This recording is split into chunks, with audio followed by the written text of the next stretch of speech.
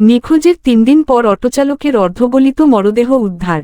জামালপুরের মাদারগঞ্জে নিখোঁজের ৩ দিন পর জহুরুল ইসলাম নামে এক অটোচালকের অর্ধগলিত মরদেহ উদ্ধার করেছে পুলিশ।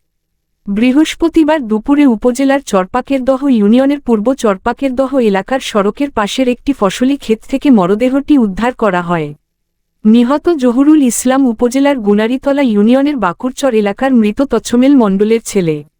তিনি মাদারগঞ্জ পৌরসভার জোনাইল মৃধাবাড়ি এলাকার শ্বশুর বাড়িতে বসবাস করতেন। পেশায় তিনি অটোচালক ছিলেন। আজ বৃহস্পতিবার দুপুরে মাথাভাঙা ত্যাগরিয়া সড়কের পূর্ব চরপাকেরদহ এলাকায় সড়কের পাশে লাশ পড়ে থাকতে দেখে স্থানীয়রা পুলিশকে খবর দিলে পুলিশ ঘটনাস্থলে গিয়ে অর্ধগলিত মরদেহটি উদ্ধার করে। পরিবারের সদস্যরা মরদেহটি জহুরুল ইসলামের বলে শনাক্ত করেন।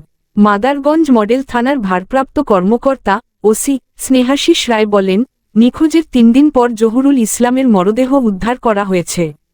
মরদেহটি অর্ধগলিত অবস্থায় ছিল। ঘটনাটি তদন্ত করে দেখা হচ্ছে। মরদেহ ময়নাতদন্তের জন্য জামালপুর জেনারেল হাসপাতাল মর্গে পাঠানোর প্রস্তুতি চলছে।